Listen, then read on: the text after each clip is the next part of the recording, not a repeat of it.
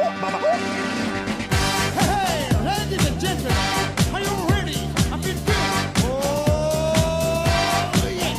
Oh, my love, I wanna make you move. Hey, hey, baby, all night long. My song is back on, baby, and everybody say with me. I gotta feel good, baby. Oh, hey, hey. Hola, hola, ¿qué tal? ¿Cómo les va? Tengan todos ustedes, como siempre, muy buenas noches. Bienvenidos a una nueva edición de Semanario TV. Le proponemos para hoy estar hablando sobre la política nacional. Cristina versus Milei, ficha limpia. ¿Puede quedar impune en función de lo que ratificó la Corte Suprema de Justicia de cara a las próximas elecciones? De este y otros temas nacionales, por supuesto, de la política, vamos a estar hablando con el parlamentario en Mercosur, el doctor Lamadrid, Álvaro Lamadrid. Eso en el segundo bloque. Y ya en el primer bloque vamos a estar hablando un poco de economía, de finanzas, de coparticipación, de la caída que hay en la coparticipación desde la nación hacia las provincias con el licenciado Nadine Argañarás de IARAF. Ya lo pasamos a saludar. Nadine, ¿cómo estamos? ¿Qué tal? Buenas noches, Un bienvenido. Un gusto estar acá. Varias cosas para decir en un gobierno que tiene como objetivo el superávit. Digo, muchos lo verbalizaban por ahí, el superávit, que no llegaban, que imprimían billetes, etcétera, etcétera. Pero este gobierno, el objetivo es, no importa nada, superávit. Sí, el año pasado se hizo el ajuste de gasto más grande que se ha hecho en la historia argentina. Obviamente lo inició el gobierno nacional, bajó casi un 30% el gasto en un año. O sea, eso es algo...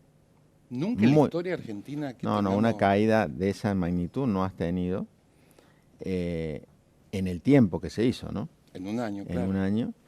Y bueno, obviamente que ese ajuste que hizo la nación del gasto en jubilaciones, en sueldos, en obra pública, también fue en parte en transferencias a las provincias, transferencias no automáticas que se le llama, que van por fuera de la coparticipación. Que serían, por ejemplo, los ATN. Que serían ATN, en el caso que distribuya ATN, que serían las transferencias para las 12 provincias que todavía conservan su caja de jubilación. ¿Te acuerdas del Fondo Nacional de Incentivo Docente? Todo eso está en ese componente. Que en el caso de Córdoba lo absorbió la provincia. Y en otras creo que también avanzaron, pero Nación dejó de enviar ese dinero. Entonces, digamos, ese ajuste del gasto nacional derivó en un ajuste del gasto provincial, porque al caer en los ingresos las provincias reaccionaron bajando el gasto. De hecho, las provincias el año pasado, que por ahí es un tema que no se difunde tanto, bajaron el gasto más que los ingresos. Ajá. Pasaron de un déficit que tenían de 0,1% del PBI a un superávit de 0,3% del PBI. ¿Incluida Córdoba ahí, Nadine? Córdoba fue de las que aumentó el superávit. O sea, básicamente se dividieron. Un grupo que tenía superávit en el 23 lo aumentó en el 24. Otro grupo pasó de déficit a superávit.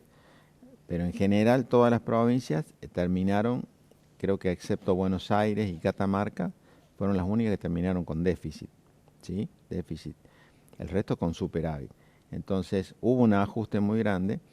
Ahora ese ajuste, fíjate en las provincias, el 55% de lo que cayó el gasto lo explica la caída de las jubilaciones y de los salarios públicos. Sí, estamos hablando de 300.000 pesos, 280 y pico de mil pesos. Ahora no creo, porque Miguel Blay dijo que lo iba a vetar este aumento que votó diputado, ¿no? Por eso se hizo un ajuste muy grande y ahora estamos viendo... obviamente tensiones en muchas provincias, tensiones en municipios, ¿no es cierto? Porque el asalariado público en Argentina perdió desde noviembre del 23 un 16% de poder adquisitivo hasta ahora, y obviamente lo que intenta es recuperar parte de eso y no seguir perdiendo este año. Entonces, y por otro lado, o sea que la síntesis sería que el año pasado el ajuste que se hizo permitió eliminar el déficit en Argentina. Esto que vos decías. A través de los jubilados, obra pública, aportes. Todo esto que decimos. Entonces, de ahora en más, seguramente este año me parece que es un año de inflexión para el gobierno nacional, donde se están acomodando las cargas. Por ejemplo, el año pasado, en diciembre, venció el impuesto país, que muchos habrán escuchado hablar del impuesto país, que prácticamente se generalizó a toda la economía. Y eso generaba una importante recaudación, casi 1 punto del Producto Bruto Interno, lo cual es mucho, que quedaba en manos de la nación. Bueno, eso venció en diciembre y no se renovó, cosa poco habitual en Argentina, que un impuesto que vence no se renueve. El impuesto al cheque vencía en el 2001, Sigue todavía. 2003 y sigue vigente. Entonces creo que de ahora en más seguramente el gobierno nacional va a intentar desde el año que viene seguir la baja de impuestos y de alguna manera va a buscar que las provincias se sumen a eso. Lo que a veces genera duda es si lo va a hacer de una manera colaborativa, buscando un consenso, buscando un acuerdo, o lo va a hacer, digamos, de otra forma con Todo otra hace estrategia. presagiar, corregime si no es así, que a través del nombramiento, entre otros, el gobernador de Mendoza, Cornejo, delegó ese pacto de mayo que se hizo en Tucumán, etcétera. ¿Crees que eso de alguna manera, porque es negociar con todos los gobernadores en función de las finanzas? Sí, acá hay dos cuestiones ahora en este momento puntual. Por un lado, has tenido una fuerte caída de coparticipación en el mes de mayo. A lo que se le suma, perdón, digo, el tema del aguinaldo que es fuerte para las provincias. Es fuerte porque el 50% de lo que gastan lo gastan en sueldos. Entonces el aguinaldo pesa mucho a diferencia de la nación que tiene menor porcentaje en sueldos. Entonces lo que te decía, tenés una caída de coparticipación muy significativa en mayo que obedece a una cuestión puntual, no obedece a una caída de actividad ni a algo que se vaya a sostener, pero te generó una fuerte caída de recursos. Entonces esa es una cuestión coyuntural que obviamente ha inquietado a los gobernadores en el sentido de preguntarse, bueno, ¿y cómo sigue esto de acá a fin de año? Porque ¿cómo decido el gasto en función del ingreso si no tengo claro el panorama? Y con un presupuesto que viene siendo renovado sin votar. Con un presupuesto nacional exactamente que viene siendo prorrogado. Y por otro lado está la discusión estructural por la responsabilidad de gasto de la nación, de la provincia, de los municipios y por el financiamiento de eso. O sea, se viene una discusión por el financiamiento tributario y ahí, por ejemplo, yo creo que el Pacto de Mayo hace de marco. El Pacto de Mayo son 10 puntos. En lo económico, que además lo han firmado la mayoría de los gobernadores, tenés por un lado equilibrio fiscal, como un punto del Pacto de Mayo. O sea, acá hay que tener equilibrio fiscal. Lo han firmado la mayoría. Lo otro, hay que hacer una reforma tributaria que baje los impuestos. Otro punto, hay que cambiar la coparticipación, cosa que desde la reforma del año 94 quedó establecida y nunca se hizo. Y lo otro es que el gasto público en Argentina, sumando nación, provincias y municipios, tiene que ser la cuarta parte de lo que la economía genera por año, o sea, el 25%. Imagínate, nosotros en el año 23 estábamos en el 40%, o sea, el gasto era equivalente al 40% de lo que la economía genera por año, que es el Producto Bruto Interno. Hoy estamos, según mis cálculos, en unos 33 puntos. O sea que faltan 10 Recién te todavía. dije, se hizo un ajuste enorme el año pasado, 7 30, puntos del gasto. 30%. 30 puntos, perdón. 7 en un año. 7 puntos del gasto, bajaste de 40 a 7 puntos, que fue ese 30% que te dije.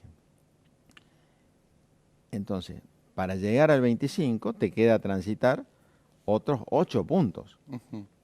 Y eso ya es imposible hacerlo en Argentina bajando el gasto.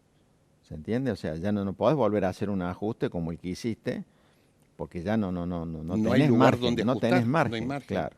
Entonces, la manera que eso se puede lograr es, si de ahora en más los niveles de gobierno, los 3 niveles de gobierno, establecen un mecanismo, un acuerdo, a través del cual todos los años el gasto crezca, pero que crezca menos que lo que crezca la economía. Hablamos de municipalidad, gobierno y nación. Claro, que existe un consenso, un acuerdo donde, bueno, si la economía, por ejemplo, con las inversiones que va a tener, que se espera que haya, crece un 5% por año, vamos a suponer, bueno. Eso está pronosticado teóricamente. Eso es lo que está previsto en el acuerdo con el fondo y lo que el gobierno, en el proyecto de presupuesto que mandó, que no se aprobó, tenía establecido como un objetivo.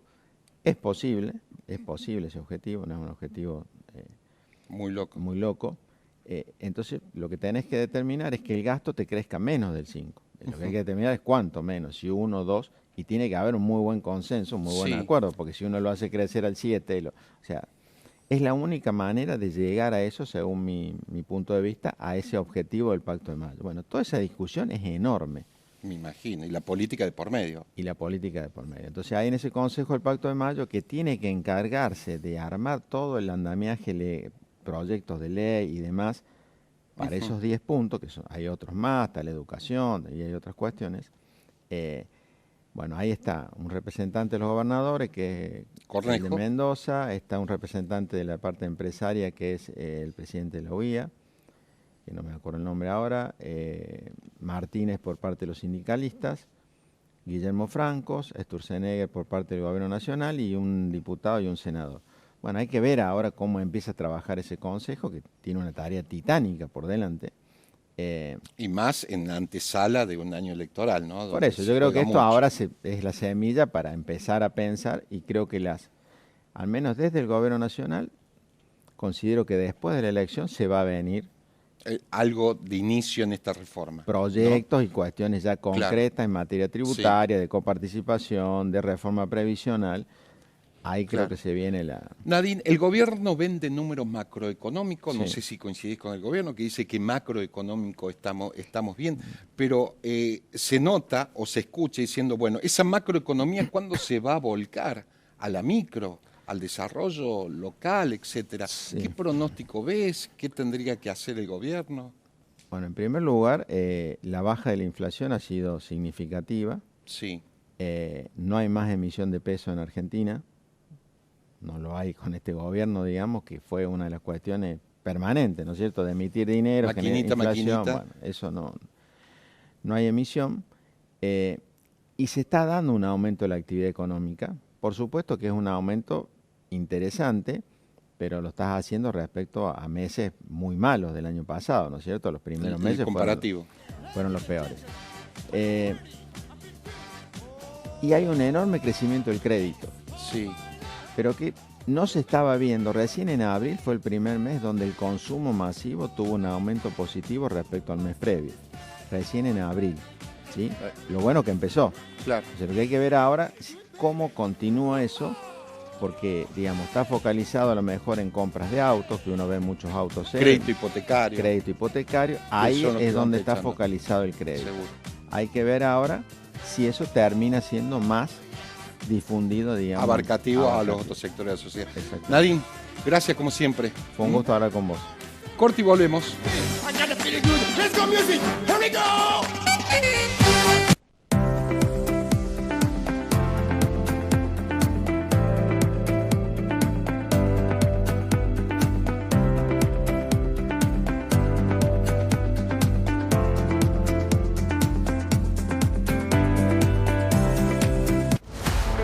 Avanza la obra de bulevarización de la avenida Maipú. Estamos completando el bulevar que comienza en la ciudad universitaria y la conecta con el río y la costanera. Esta obra va a mejorar la seguridad y accesibilidad para peatones, ciclistas y usuarios del transporte público. Avanzamos con una visión estratégica de la ciudad. Avanzamos hacia una Córdoba con mejor calidad de vida y más espacios pensados para las personas. En Córdoba Capital, las obras no se detienen. Lotería de Córdoba presenta El Gordo de Invierno. Este viernes, en el sorteo por compra anticipada, participás por premios increíbles con autos, motos, viajes, compus y muchísimos premios más. Y 150 millones que salen sí o sí en el gran sorteo final. Conseguí tu fracción a 5.000 pesos en la agencia amiga de Lotería de Córdoba. Con los cursos gratuitos de formación digital de Telecom, se encienden miles de oportunidades. Como crear tu propia app, tu primer laburo y esta clase imperdible. Conocé más en nuestra web y encendé tu talento. Telecom.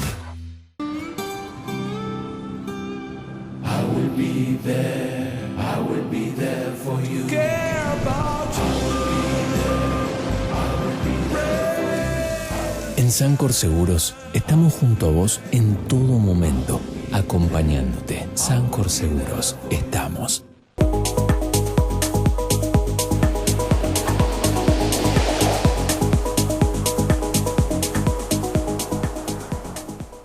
Right?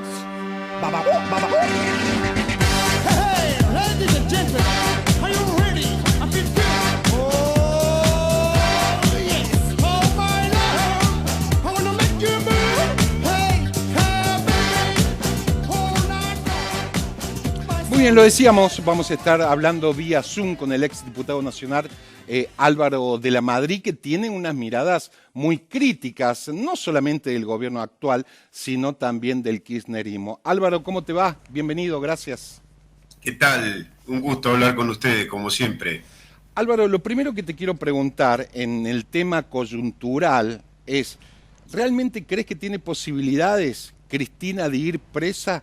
¿Por qué lo digo? Porque la Corte acaba de ratificar lo que la Cámara había dicho, ¿no? Y una Cristina que estratégicamente se lanza en el tercer distrito de ahí de Buenos Aires, que estamos hablando de 5 millones de votantes, corregime si no es así. Sí, correcto. Mirá, Cristina tendría que estar presa hace muchísimos años. Uno la ha denunciado desde Santa Cruz y todos los que estamos viendo hoy son refritados de viejas denuncias y de viejos hechos. Todo lo denunciamos en aquel momento, la compra de terrenos fiscales, el direccionamiento de la obra pública, el lavado de dinero. De hecho, escribiste varios libros sobre esta cuestión, digo, no es nuevo. Pero desde antes de que los Kirchner llegaran al poder, denunciamos todo esto, por eso te decía, la utilización de los aviones para fines particulares, las cuestiones de los hoteles, los bolsos, las valijas, la plata enterrada, todas denuncias nuestras. Lo que vemos hoy que está pasando es el loop en el que está la Argentina, que es el loop de los bandidos sin castigo.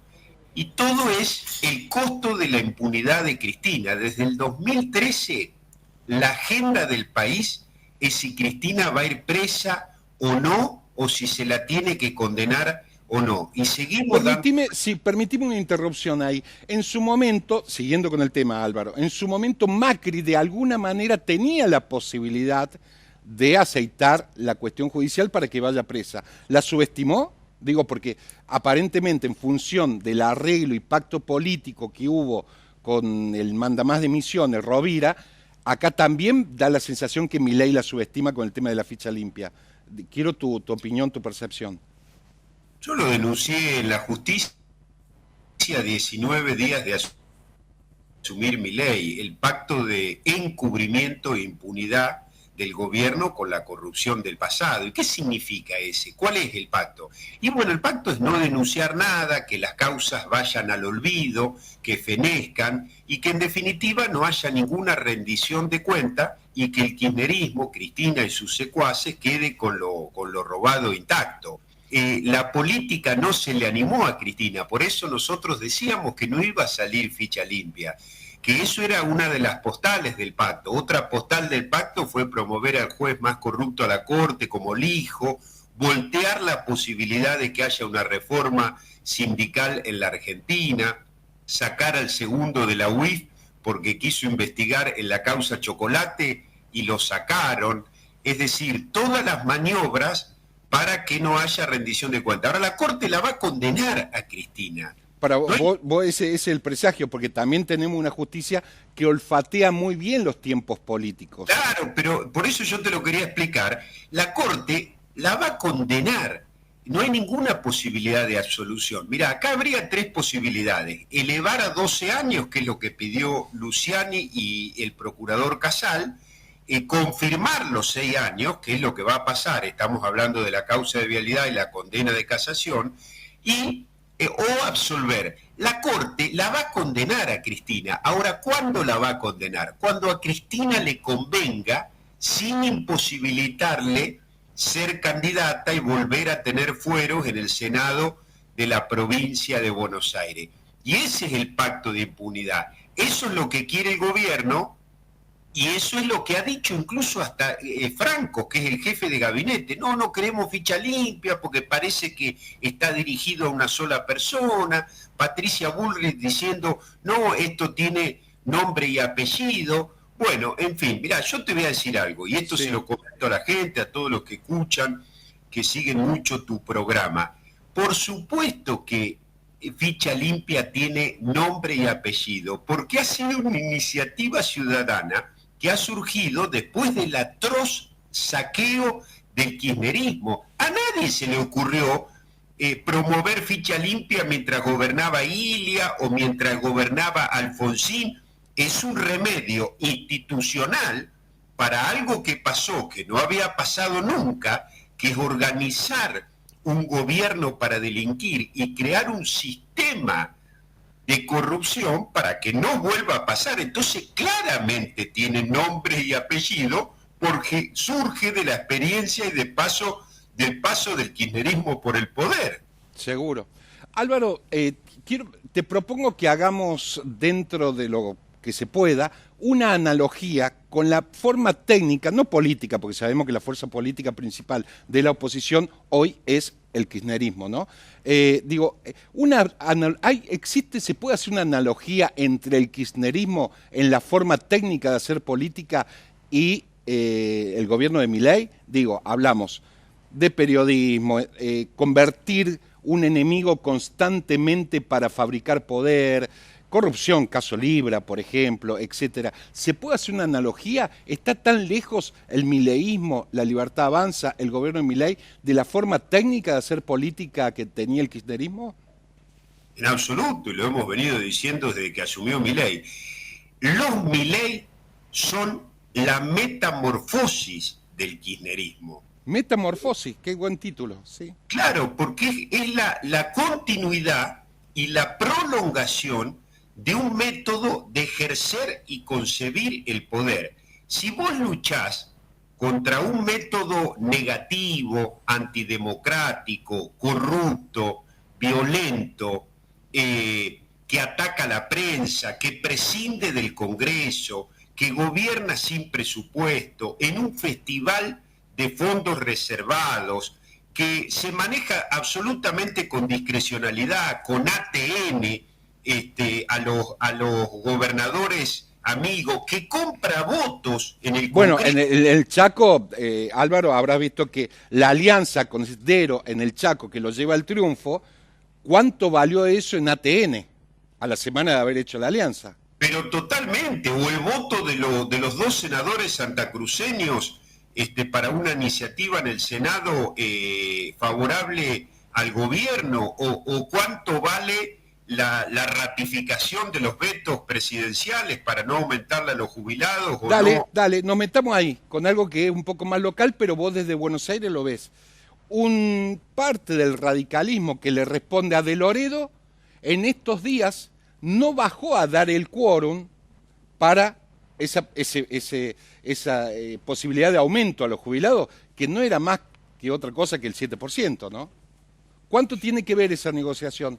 ¿Cuál es la especulación política que se esconde atrás de eso?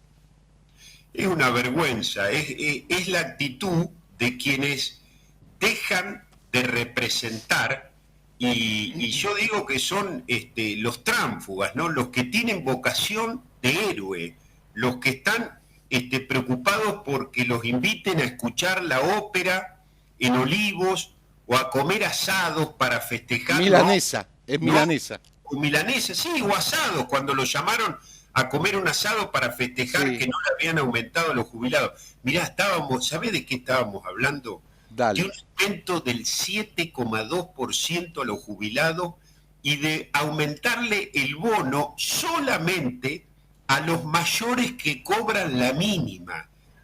Es decir, hay cosas de las cuales no se vuelve. Por eso que este es el desastre que estábamos viviendo en la Argentina. Al kirchnerismo, que fue, si uno le preguntan, Álvaro, decime qué fue el kirchnerismo. Mirá, el kirchnerismo fue una mentira contada por bandidos. Sí. No la podemos reemplazar con esto, que es el mileísmo, la revolución cultural de los chantas. No, me quedé con eso que dijiste, es la metamorfosis, la evolución del kirchnerismo. Seguro, pero no te quepa ninguna duda, porque si vos decís, nosotros acá llegamos a Normandía, bueno, estamos mejorando todo lo que el kirchnerismo hacía mal, ahora hay diálogo, hay respeto, funcionan las instituciones. Para nada, digo, podríamos volver al Te Deum, ¿no? Hace un par de semanas atrás, donde no lo saluda al jefe de gobierno, que digamos no es un opositor duro, es un opositor dialoguista, y de ahí a la vicepresidenta, por ejemplo. No salimos de esta manera, mirá, por eso que hablábamos de los jubilados, todo este sangre, sudor y lágrima que Milei le está haciendo pasar las de Caín a los argentinos. ¿Vos decís que se quiere parecer al estadista Churchill? Sangre, sudor y lágrima. Porque él promueve un sangre, sudor y lágrima y dice, bueno, esto es lo que tenemos que atravesar para salir adelante, para ser una potencia, para sanear la economía. Pero por supuesto que así no se solucionan las cosas. Milei no está haciendo ni un ajuste, ni está haciendo un ahorro, está haciendo un culto a la política de la escasez, y ningún país prospera de esa manera, con políticas eutanásicas para los jubilados, desatendiendo a la salud infantil, a los chicos con discapacidad. Es decir, el costo del ajuste lo están pagando los vulnerables, mientras Cristina Kirchner, Massa, Lázaro Báez y todos los corruptos tienen lo robado intacto. Entonces no hay ejemplaridad en el ajuste, y si no hay ejemplaridad no va a haber ni viabilidad política, ni siquiera paz social y calma social al final del túnel, porque termina siendo una gran inmoralidad la forma en que se plantea este feroz ajuste contra los débiles. Te compro esa tesis, Álvaro, parte con matices, seguramente, te la compro. Ahora, desde la oposición tendrían que tener la obligación o la responsabilidad de presentarse como un componente confiable, bueno, pero hoy no se ve una oposición, salvo el kirchnerismo más duro, pero hablamos del radicalismo, del PRO, etcétera, no se ve algo alternativo que pueda llegar a eclipsarlo a Milei de cara a octubre. Porque como te decía, quienes tienen que ser oposición no lo son, no representan, están en una actitud de tránsfuga, de obsecuencia, son acomodaticios, y el kirchnerismo tampoco es oposición. Vos fijate, la gran mentira de todo esto es que el kirchnerismo es oposición, porque el kirchnerismo con silencio comprado le está dejando hacer el ajuste a Milei, porque lo quiere y lo necesita. Y este es el drama de la Argentina. Fíjate que el kirchnerismo ahora le da a Milei que presida la comisión investigadora del CriptoGate. El kirchnerismo es el que facilita eso. El zorro cuida el gallinero, metafóricamente. Pero totalmente. Sí. Mirá, no se puede dejar a las gallinas sueltas en el gallinero suelto con los zorros sueltos. Me quedo con esa frase, ya se nos termina el tiempo, Álvaro, y cuando andes por Córdoba, por supuesto estás invitado en el piso. Gracias, Álvaro. Un saludo grande para todos y pronto voy a estar en Córdoba, con todo gusto. Así será. Muchas gracias. Muy bien, nosotros nos vamos hasta la semana que viene. Muchas gracias.